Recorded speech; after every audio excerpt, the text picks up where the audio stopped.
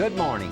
This is Bobby Dupre with the Bobby Dupre Show, presented to you each Thursday morning at 7 a.m. And of course, many of you are watching it on your televisions by various means, and many are still listening to it on KSLO, 1230 a.m. on your dial, and 105.3, the sister company. All of this is owned by Delta Media, Karen Crow, Louisiana. My sidekick, Andrew Guitros. Well, good morning. How are you? Oh, doing great, doing great. We've been visiting a few minutes while our technical advisor, Mr. Mark, was getting prepared. And one of the things we got to talking about, of course, was the situation over at T.H. Harris Vocational School, which is now part of SLCC.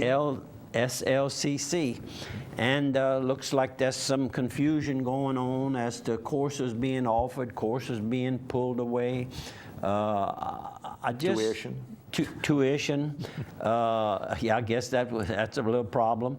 And of course, that place is real close to me because when I was 8 years old, we moved from Plaisance to King Street, which is directly across the street from the vocational school. And back in those days when I moved there, Opelousas Senior High was on the corner where now South Street Elementary is. Most people have forgotten that was the high school at one time.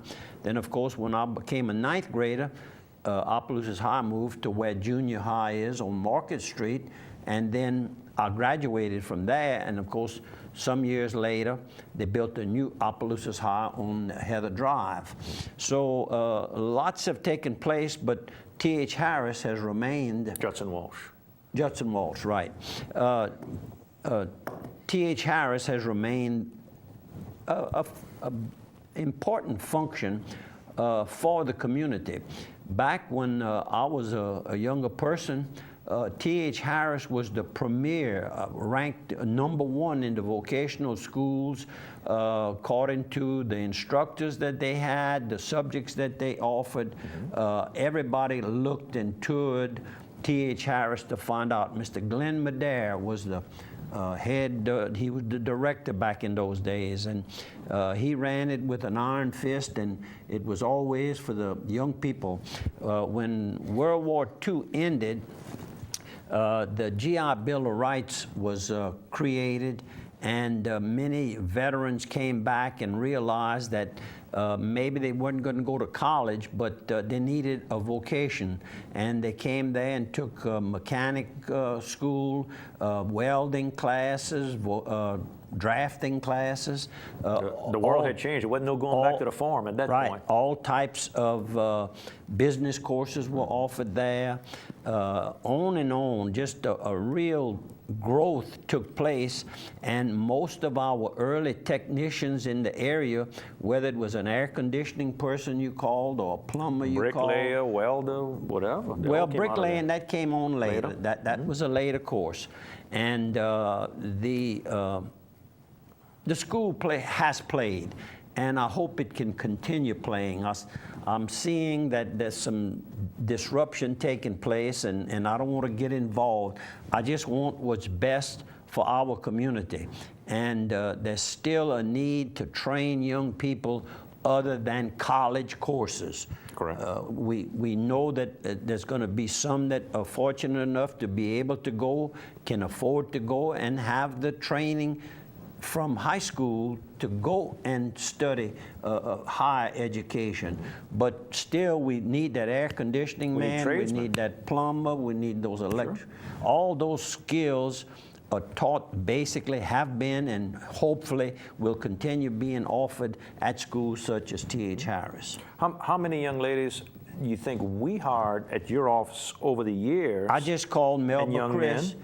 And she would send 2 or 3. A lot of times she's had one that was just ready to go to work, maybe hadn't quite finished the 18-month, 24-month program they were in, but they let them get on-the-job training for the last 3 or 4 weeks, and we hired them, and our staff it was easy to get our staff completed and grow. And everything from bookkeepers to office workers to computer technical, we hired every type of person out of there. Out of there. So whatever the situation, if we can do anything, we certainly standing by to help. I see where Frankie Bertrand, who's president of the St. Landry Evangeline, is it still the St. Landry Evangeline Chamber? St. Landry Parish Chamber. St. Landry, Opelousas, yeah, for Opelousas, sure. St. Landry. Yeah, Opelousas, St. Landry. Correct. The fund, United Way is St. Landry and Evangeline. Sorry about that. But I see where Frankie has offered their services of the chamber. The business community, I'm sure, sees it very similar to what I'm seeing right here, and hopefully everything can work out. What would you like to do? How about a couple of sponsors? I'm going to start right off with a sponsor. How about the pig? Piggly Wiggly, the 3 little pigs with locations in Simsport and 2 in Opelousas. Boy, that cold weather hit this weekend or on Sunday when I got moving. You think there was a hen or a fry available? Well, my wife texted me. She says, I think it's time to cook a gumbo. I said, it's kind of cold. It's kind of late to be looking for gumbos after LSU and the Saints are going to be playing. But I went to the pig on the north end of town. I found an almost 11-pound hen. I think there must have been a rooster. That was a turkey. A turkey that had visited that family or something, because it was huge. Big old hen, and I got some andouille, some smoked sausage, some tasso, made a huge gumbo at home. Whatever you need at the pig, they can help you out with all your grocery needs from all the meats and all the produce is there. I go a lot of times on the north end because usually I can swing there right after church. If you want to go to the south end, plenty of stuff there as well. They've got plate dinners there. They also do catering for you as well. And don't forget about Simsport. If you're up in that area, got family in that area, they got a huge store there as well. One more? How about one more? I'm going to sneak another one in. Carl's Thrifty Way. You're looking for your medicinal needs. Carl's can fill all your prescriptions for you. That's for you, your mother, your grandmother. They can handle the whole family for you. Yours truly. They can compound. Order some today. They can compound multiple medications for you. Maybe you're in the hospital, and sometimes, they send out for medicines depending. A lot of times you don't realize that Carl's is filling some of those prescriptions at your doctors and all that. If you're there and they're giving you a medicine, a lot of times he's doing just the back end for a lot of these different locations. And I made the comment last week. I even had a dog that had to have a certain type of medicine that's a human medicine that Carl's compounded and took care of for me as well. So anything you need at Carl's, from gifts, home decorating ideas, go by. I have a few death notices, but one that I picked up on last night at the Elks Lodge while talking to Kelly Cormier with Kelly's Diner and Kelly's Country Meat Block. A longtime friend of his, Perry Smith Jr., died very unexpectedly.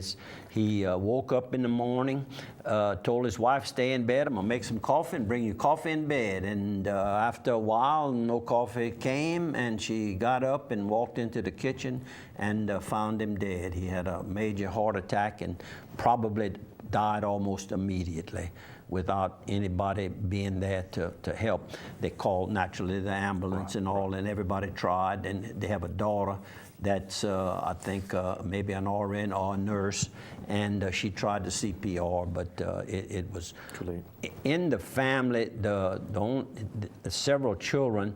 The one that I know is Dwayne Smith, very successful young farmer and crawfish farmer. Crawfish farmer, ships and does crawfish balls all over the South here. And a very well-known family. In fact, he had his own airstrip, and he flew his own plane.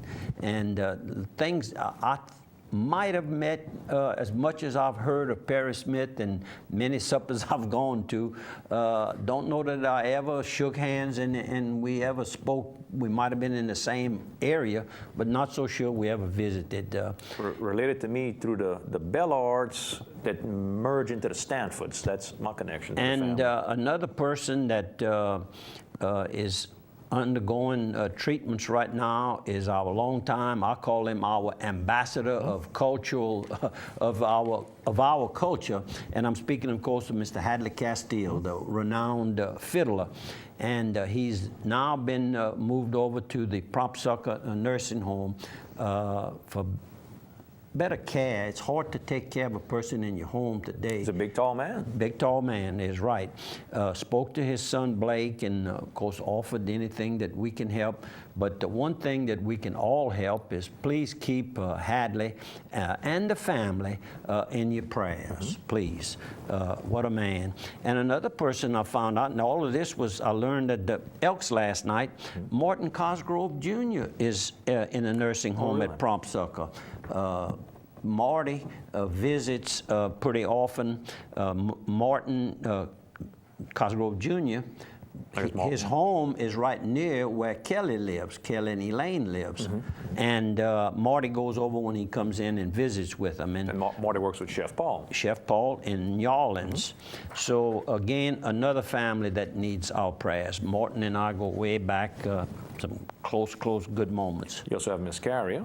Miss Carrier was able to go. Well, we met at the funeral home during the wake. Miss Amelia Swallow Carrier, and of course one of her sons, Tatsi, was my partner for many years. Retired, and then before he, I guess, retired, his son Kevin came to work with it and is now one of the owners of Dupree Carrier Gotcha. And Tatsi's brothers, Palud, a lot of people know that ran the parts department at Roy Motors for years. For many years, and was able to visit with the whole family. And it's gonna, well, it's been a few years, but still it's going to be strange for a lot of people not to see her doing her walking. She walked more miles than anybody will ever walk in one in a Port Barrett to the other. Oh, yeah.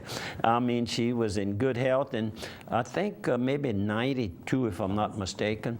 And up until the last couple of years, she was in good health. And the last couple of years, like so many, you see your dear, your loved ones fade away, and sometimes the good Lord knows when the time comes. When the time comes. Our sympathies to the family. We want to let folks know at KDCG we're giving away $100 gas cards through December the 10th. All you have to do is text the word PUMP, P-U-M-P, to the number 64636. If you do that, you get a chance to win. The drawings are going to be weekly all the way through December the 10th, and we'll let you know if somebody wins. I had a call from Miss Thelma Cormier, Miss Thelma Benson Cormier, the Benson family from Opelousas here originally. Her husband, of course, is Mr. Don Cormier Sr., who is a successful horse trainer. That's where I met them through the racing industry, horse racing industry. And she's calling and, asking if we could get the program moved over to a Saturday prior to Mass. A lot of people are talking to me. And when we changed format, a new company that's furnishing us our movies and other features that all stations have, we lost some of the hours that we can do homegrown programs like this one. And the Saturday and the Sunday are both in conflicts right now. One with the Saints, one with LSU and UL. By the way, Ms. Thelma, I brought this up before we taped the program on Wednesday morning. I talked to them, and they said, well, right now, college football is really, it covers it from about 10 o'clock in the morning. They all start the way till the middle of the night. Till midnight. Right. And so we're going to work on it and try to work something. But right now you can see us at 8 a.m. on Thursdays and 3 p.m. on Sundays if you have to see us. And on your computer. Anytime. Archive. We'll take a 1-minute break. See you on the other side of one.